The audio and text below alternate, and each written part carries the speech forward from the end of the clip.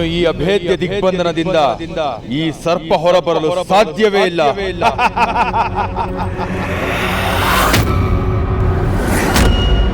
ಸಾಧ್ಯವೇ ಇಲ್ಲವೇ ಗುರುದೇವ?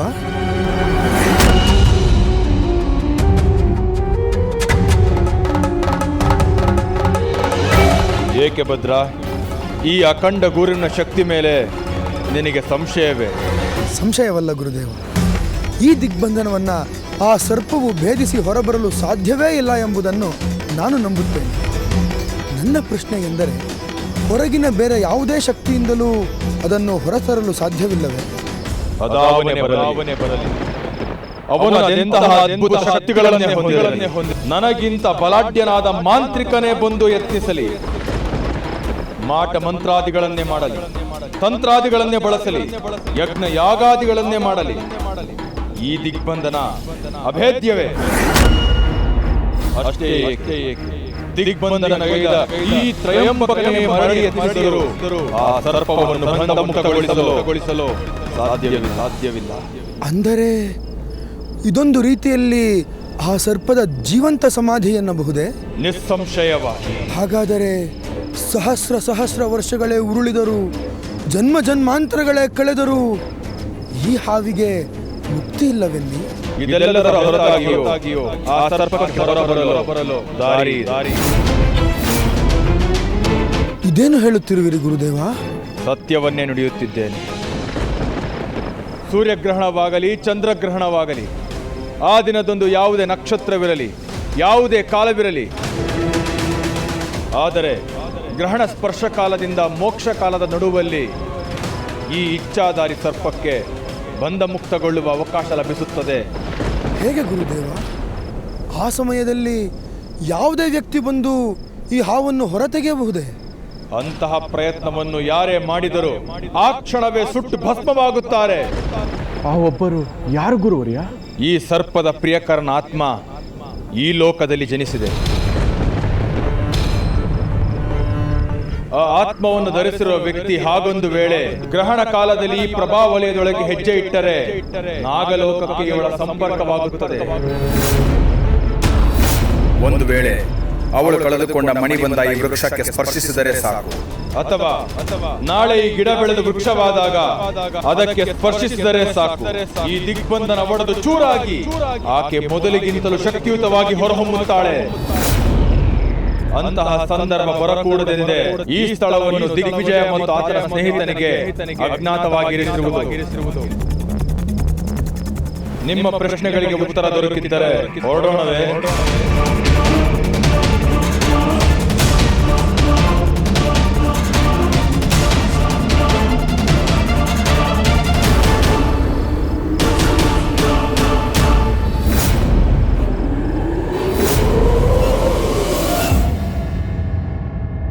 त्रिशूल, इन बलगई चाचू.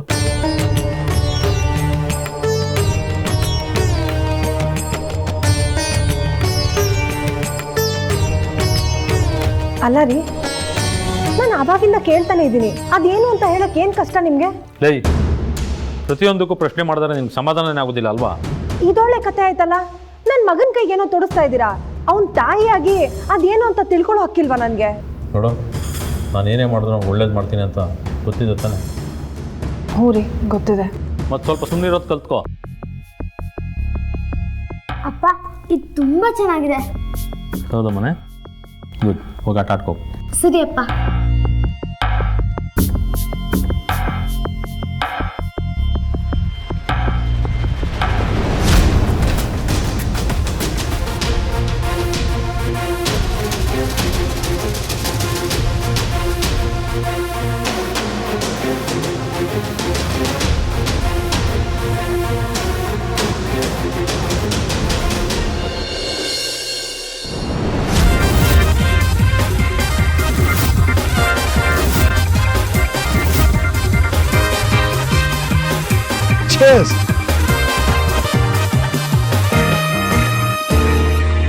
ನಾವು ನಾಗಮಣಿನ ಸಂಪಾದನೆ ಮಾಡಿ 23 ವರ್ಷ ಕಳೆದೋಯ್ತು.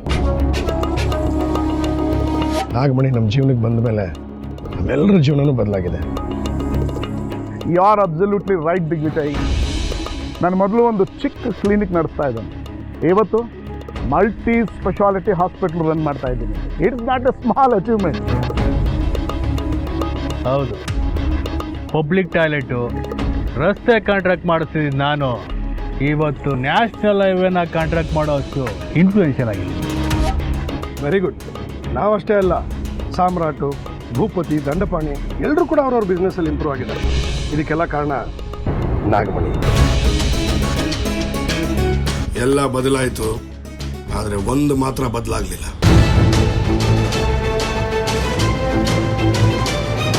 ದಂಡಪಾಣಿ ಪಂಚೆ.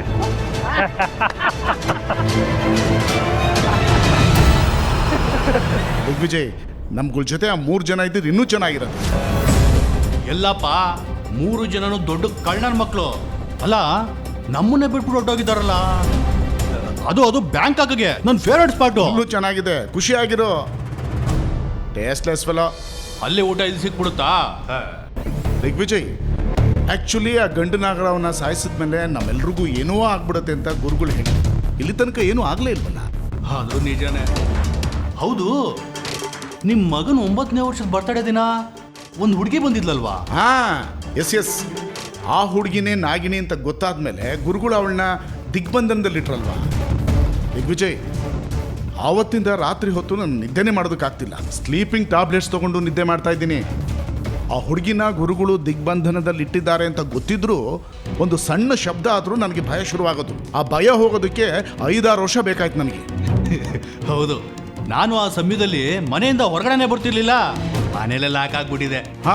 ದಿಗ್ವಿಜಯ್, ಆವತ್ತಿಂದ ನಾನು ನಿನ್ಗೊಂದು ವಿಷಯ ಕೇಳಬೇಕು ಅಂತ ಇದ್ದೀನಿ. ಆ ನಾಗಿಣಿನ ಎಲ್ಲಿ ಬಂಧಿಸಿಟ್ಟಿದ್ದಾರೆ ಗುರುಗಳು? ನನಗೂ ಗೊತ್ತಿಲ್ಲ. ನಾನು ನಂಬಲ್ಲ. ಗುರುಗಳು ಆ ವಿಷಯನ ಯಾರ ಹತ್ರ ಹೇಳಿಲ್ಲ ಅಂದ್ರು ನಿಮ್ಮ ಹತ್ರ ಹೇಳಿರ್ತಾರೆ. ಹೌದು ದಿಗ್ವಿಜಯ್, ಹೇಳು, ಆ ನಾಗಿಣಿನ ನೀವುಗಳು ಎಲ್ಲಿ ಬಂಧಿಸಿಟ್ಟಿದ್ದೀರಿ? ನಮ್ಗಳಿಗಿರೋ ಈ ಕೆಟ್ಟ ಕ್ಯೂರಿಯಾಸಿಟಿ ಬಗ್ಗೆ ಅವ್ರಿಗೆ ಗೊತ್ತಿತ್ತು ಅನ್ಸುತ್ತೆ, ಅದಕ್ಕೆ ಏನು ಹೇಳಿಲ್ಲ. ಹೇಳಿದಿದ್ರೆ ಏನಾಗ್ತಿತ್ತು? ನೀನು ಕೇಳಿದೆ ಅಂತ ನಾನು ಹೇಳೋದು, ಯಾರೋ ಕೇಳೋದು ಅಂತ ನೀನು ಹೇಳೋದು, ಅಥವಾ ಇದು ಯಾವುದು ನಡೀದೆ ನನಗೆ ಕುತೂಹಲ ಹುಟ್ಟಿ ನಾನೇ ನೋಡ್ಕೊಂಬರೋಕ್ಕೆ ಹೋಗೋದು. ನಮ್ಮ ರೈಟ್? ಇದು ಯಾವುದು ನಡೀಬಾರ್ದು ಅಂತಲೇ ಎಲ್ಲ ವಿಷಯನೂ ನನಗೆ ಹೇಳೋ ಗುರುಗಳು ಈ ವಿಷಯನ ಮಾತ್ರ ರಹಸ್ಯವಾಗಿಟ್ಟಿದ್ದಾರೆ. ಆದರೆ ಒಂದು ವಿಷಯ ಹೇಳಿದ್ದಾರೆ, ಅವಳು ಎಲ್ಲೇ ಇರಲಿ, ಹೇಗೆ ಇರಲಿ, ನಿಮಗೆ ಮಾತ್ರ ತೊಂದರೆ ಕೊಡಲ್ಲ ಅಂತ.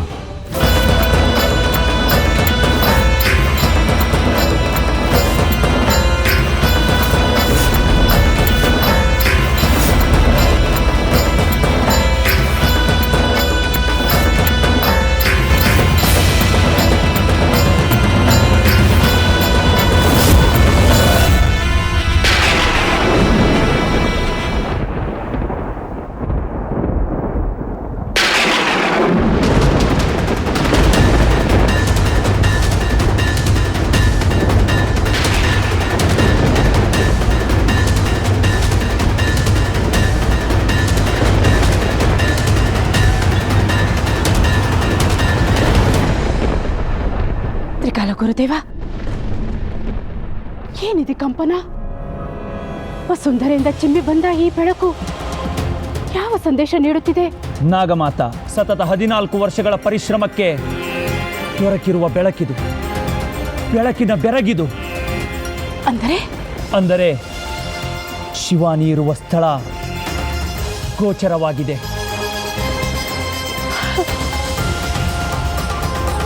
ಹೌದೇ? ಪರಮೇಶ್ವರ, ಕೊನೆಗೂ ನಿನ್ನ ಕರುಣೆ ತೋರಿಸಿದ ತಂದೆ. ನೀಲಿ,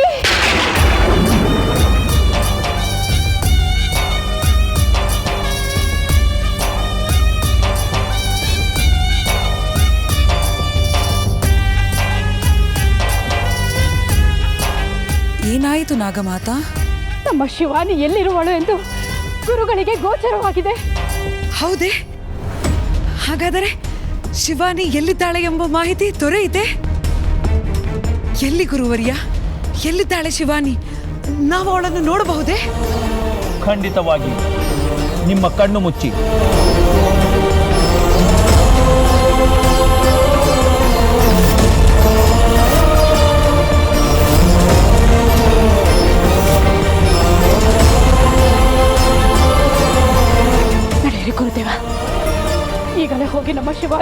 ತಗೊಳ. ಅದು ಸಾಧ್ಯವಿಲ್ಲ ನಾಗಮಾತ. ಅಲ್ಲಿಗೆ ಹೋದರೆ ನಮ್ಮ ಅವಶೇಷಗಳು ಸಿಗದಂತೆ ಭಸ್ಮವಾಗಿ ಬಿಡುತ್ತೇವೆ. ಅವಳನ್ನು ಬಂಧಿಸಿರುವ ಮಾಂತ್ರಿಕ ಸಾಮಾನ್ಯನಲ್ಲ. ಶಿವಾನಿಯನ್ನು ಬಿಡಿಸಲು ಅಲ್ಲಿಗೆ ಹೋದರೆ ದಹಿಸಿ ಭಸ್ಮವಾಗಿ ಬಿಡುತ್ತಾರೆ. ಮೊದಲ ಪ್ರಯತ್ನದಲ್ಲಷ್ಟೇ ನಾವೀಗ ಯಶಸ್ವಿಯಾಗಿದ್ದೇವೆ. ನಮ್ಮ ಮುಂದಿನ ಕಾರ್ಯ ಅವಳನ್ನು ಎಚ್ಚರಿಸಿ ಅವಳೊಂದಿಗೆ ಸಂಪರ್ಕ ಸಾಧಿಸುವುದು. ಅವಳೊಂದಿಗೆ ಸಂಪರ್ಕ ಸಾಧಿಸಿದರೆ ಮುಂದಿನ ಕಾರ್ಯವನ್ನು ನಾವು ಯೋಚಿಸಬಹುದು. ಆದರೆ ಅಲ್ಲೊಂದು ಭಯಾನಕವಾದ ತೊಡಕಿದೆ.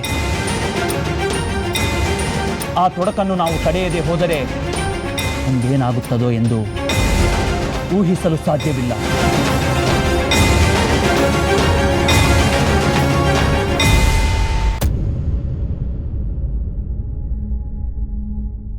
ಯಾಕ್ರೋ ಬಂದಾಗ ಸರಿಯಾಗೇ ಇದ್ರಿ, ಹಾವಿನ ವಿಷಯ ಕೇಳಿದ ತಕ್ಷಣ ಮಕ್ಕ ಸಪ್ಪಗಾಗ್ಬಿಟ್ಟಿದೆ.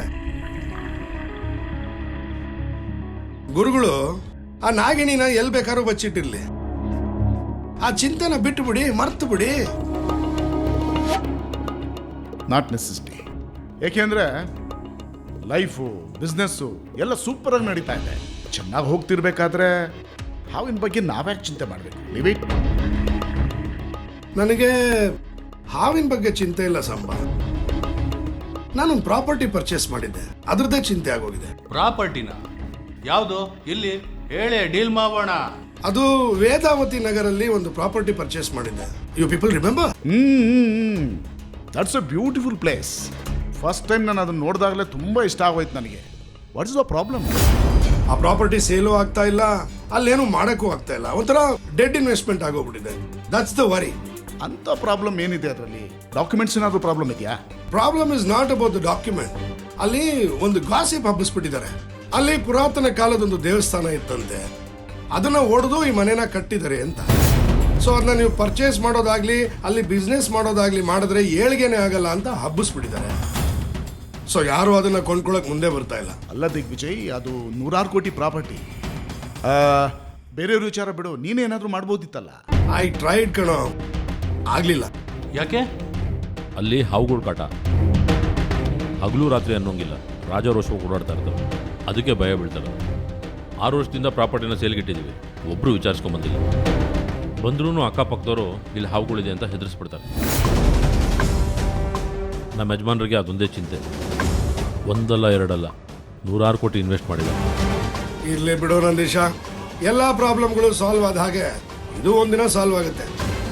ಏನಪ್ಪ ಕೂದಲು ನೆರೆ ಬರ್ತಾ ಇದೆ, ಮದುವೆಗಿದ್ವೆ ಊಟ ಹಾಕ್ಸಲ್ವೋ?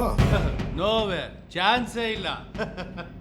ಇಷ್ಟು ಸುಂದರವಾದ ಪ್ರಪಂಚದಲ್ಲಿ ಇಷ್ಟು ಸುಂದರವಾಗಿರೋಂಥ ಹುಡುಗಿರುಗಳಿರ್ಬೇಕಾದ್ರೆ ಇವ್ರುಗಳ ಜೊತೆನೆಲ್ಲ ಫ್ರೆಂಡ್ಶಿಪ್ ಮಾಡೋ ಬಿಟ್ಬಿಟ್ಟು ಒಂದೇ ಹುಡುಗಿ ಜೊತೆ ಮದುವೆ ಮಾಡ್ಕೊಂಡು ಸಂಸಾರ ಮಾಡೋಕ್ಕಾಗತ್ತಾ? ಸಾಂಬಾ, ಮಗಳನ್ನ ಡಾಕ್ಟರ್ ಮಾಡಬೇಕು ಅಂತಿದ್ದೆ. ನನ್ನ ಆಸೆ ಡಾಕ್ಟರ್ ಓದಿಸ್ಬೇಕು ಅಂತ ಇತ್ತು. ಆದರೆ ಈಗಿನ ಕಾಲದ ಮಕ್ಕಳನ್ನ ಮಾತೇಳಿ ಕೇಳ್ತಾರೆ. ಫ್ಯಾಷನ್ ಡಿಸೈನ್ ಮಾಡ್ತೀನಿ ಅಂತಾಳೆ, ಮಾಡ್ಲಿಂಗ್ ಮಾಡ್ತಿದ್ದೀನಿ ಅಂತ ಹೇಳ್ತಿದ್ದಾರೆ. ಅದಕ್ಕೆ ಯಾಕೆ ಬೇಜಾರು ಮಾಡ್ಕೋತೀಯ? ಮಕ್ಳು ಏನು ಇಷ್ಟಪಡ್ತಾರೋ ಅದಕ್ಕೆ ಬಿಟ್ಬಿಡ್ಬೇಕು. ಹಾ, ತ್ರಿವಿಕ್ರಮ್ದು ಫಾರಿನ್ ಸ್ಟಡೀಸ್ ಎಲ್ಲ ಮುಗಿತಾ? ಏನು ಮಾಡ್ತಿದ್ದಾನೆ ಈಗ ಅವನು? He is the happiest person in the city. ಈಗಲೂ ನಮ್ಮ ಥರ ಎಲ್ಲೋ ಪಾರ್ಟಿ ಮಾಡ್ತಿರ್ತಾನೆ, ನಂದೀಶನ್ ಮಗ ತ್ರಿಶೂಲ್ ಜೊತೆ.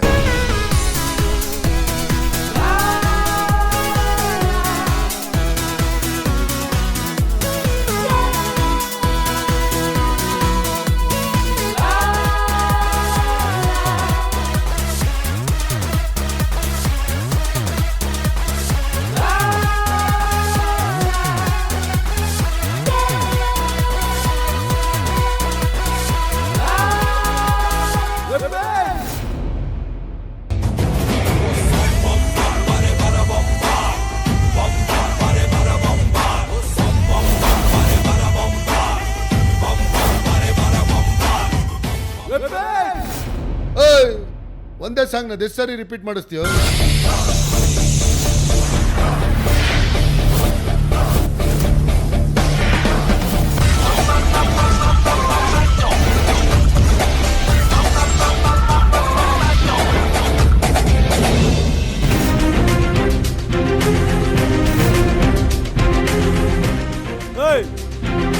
ಸಾಂಗ್ ರಿಪೀಟ್ ಮಾಡ. ಈಗಲೇ 10 ಸಾರಿ ಪ್ಲೇ ಮಾಡಿಸಿದ್ಯಾ, ಇನ್ನೂ 2 ಸಾರಿ ಪ್ಲೇ ಮಾಡಿಸ್ತೀಯೋ? ತೃಪ್ತಿ ಆಗುತ್ತೆ. Any problem? ತೃಪ್ತಿ ಆಗ್ಬೇಕಂದ್ರೆ ಒಬ್ಬನೇ ಹೋಗಿ ಮನೇಲಿ ಪಾರ್ಟಿ ಮಾಡ್ಕೊಂಡು 100 ಸರಿ ಕೇಳು. ಇದ್ರಿದ್ರೆ ಒಂಥರ ವೈಫೈ. ಎಲ್ಲಿವರೆಗೂ ವೈಫೈ ಸಿಗ್ನಲ್ ಸ್ಟ್ರೆಚ್ ಆಗುತ್ತೆ ಅಲ್ಲಿವರೆಗೂ ನಂದೇ. ಇಲ್ಲಿ ನಾನೇನು ಹೇಳ್ತೀನೋ, ನಾನೇನು ಕೇಳ್ತೀನೋ ಅದೇ ಕಣ ನಡೆಯೋದು. ಮತ್ತೆ ಪ್ರೇಮ ಸಾಂಗ್.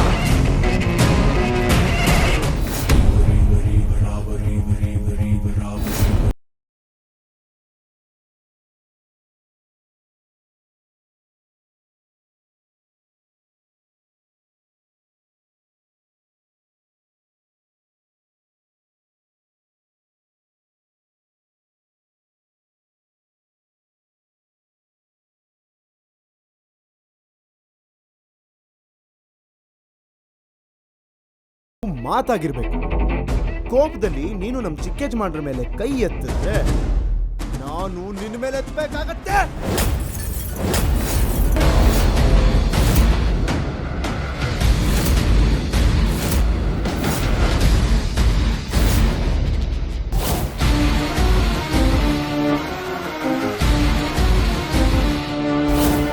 ಚಿಕ್ಕೇಜ್ ಮಾಡ್ರೆ ಜಸ್ಟ್ ರಿಲ್ಯಾಕ್ಸ್, 2 ನಿಮಿಷ ಬರ್ತೀನಿ.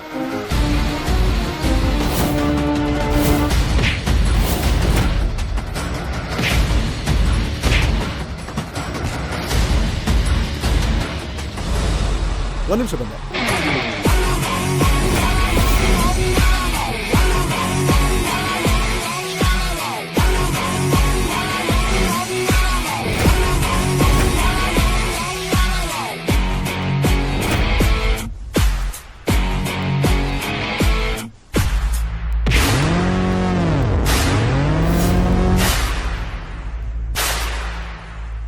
ಚಿಕ್ಕೇಜ್ ಮಾಡ್ರೆ, ಚಿಕ್ಕೇಜ್ ಮಾಡ್ರೆ ಎಲ್ಲ ಸರಿ ಇದಲ್ವಾ? ಐಸ್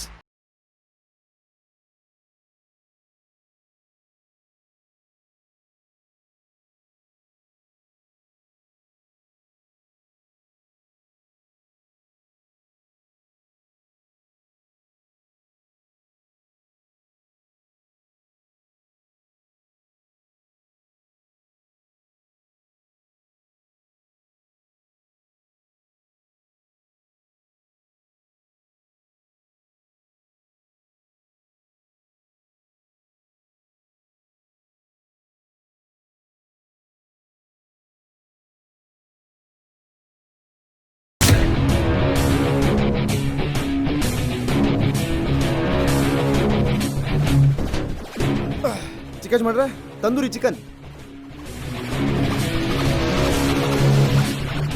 ಹೇಗಿದೆ? French fries just minute.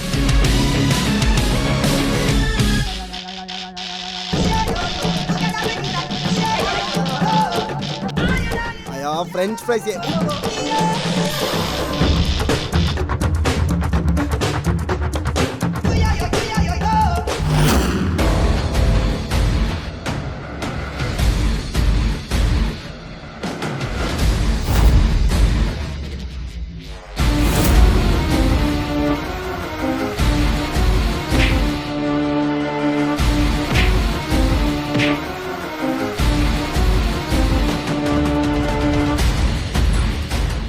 Thank you.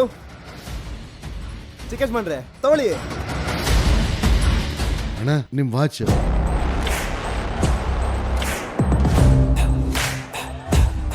Bro ಒಂದು ಮಾತು ಹೇಳ್ತೀನಿ, ಕರೆಕ್ಟಾಗಿ ಕೇಳಿಸ್ಕೊ. ಮಾತು ಮಾತಾಗಿರ್ಬೇಕು. ಕೋಪದಲ್ಲಿ ನಮ್ಮ ಚಿಕ್ಕೇಜ್ ಮಾಡ್ರ ಮೇಲೆ ಕೈ ಎತ್ತಿದ್ರೆ ನಮ್ಮನ್ನೇ ಎತ್ಬಿಡ್ತೀವಿ ಅಂತ ಗೊತ್ತಣ್ಣ. ಯಾವ ಸಂಗಡ ಅದು